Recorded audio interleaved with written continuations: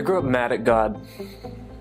I would have told you that I was an atheist, even though I still prayed to God and wrestled with Him at night in bed. When my parents divorced when I was 4, I had one prayer: bring my parents back together.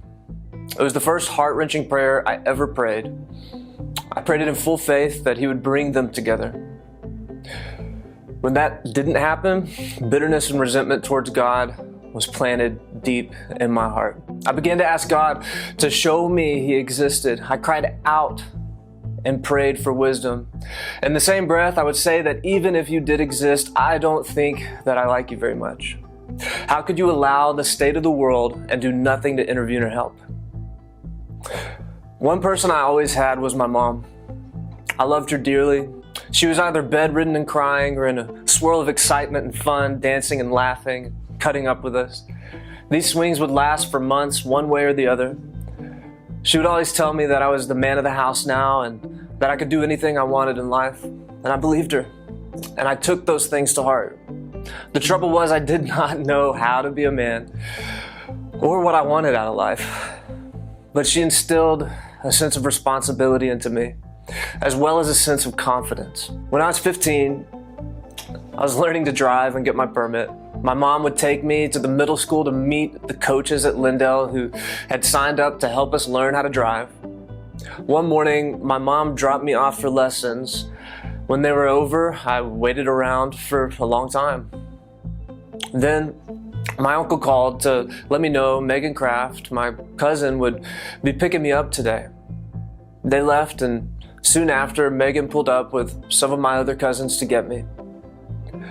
All of them seemed like they had been crying, and I got a weird pit in my stomach.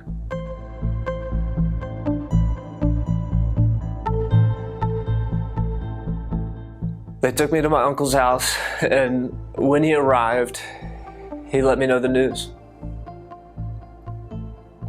My mom had killed herself. I couldn't cry. The only thing that I could feel was all the hate and resentment building up in me like a black hole. My heart was broken. It was gone.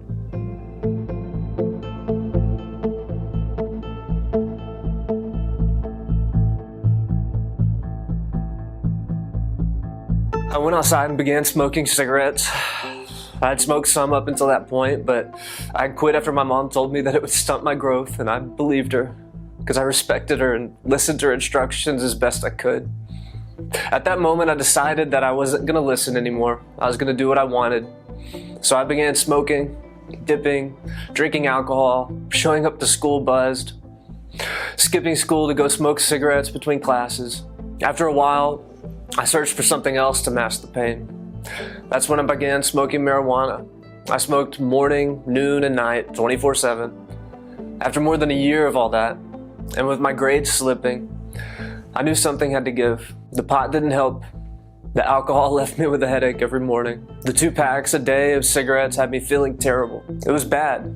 Then I turned to hallucinogenics. I even tried to become spiritual and looked into Buddhism and Hinduism and philosophy, all of which just made me feel more insane because they didn't have the answers. I had a newly found deep longing for truth, but was struggling heavily with addiction, though I did not even realize it.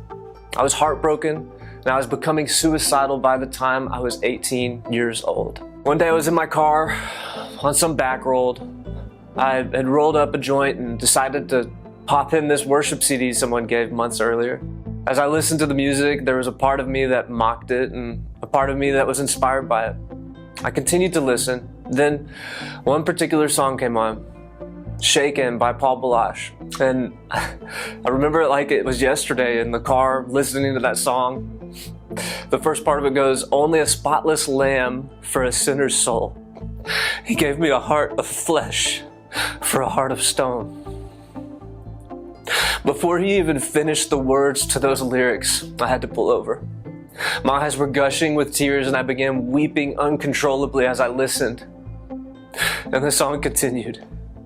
He brought me down to my knees when I was full of pride and took away all the places I could hide. The song completely broke me. I listened to it on repeat for over an hour and wept the entire time.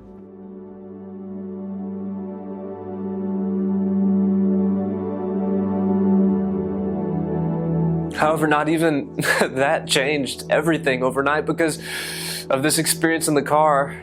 So I just continued to do life as usual, use mushrooms, and one day I was on a really high dose, and in the middle of that, all of a sudden I saw Jesus standing on the water with his hand out to rescue Peter, who was drowning, and lifting him up to walk safely back to the boat. My mom had given me a cross that I wore around my neck. It was the last present that I got from her before she died.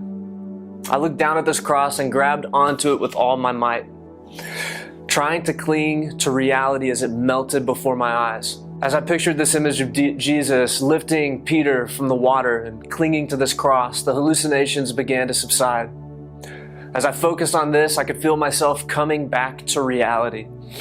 Jesus lifted me out of the water of my dismay and held me firm to reality.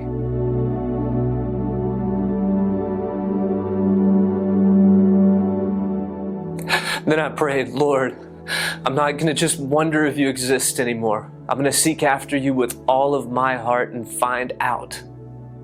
I give you my life today. Do with it what you want. I spent the rest of that night clinging to that cross with all my might. Jesus pulled me from the pit, and he set my feet on solid ground. He began to heal my heart and sanctify me despite my own self, because I kept saying yes to him in the midst of my own weakness.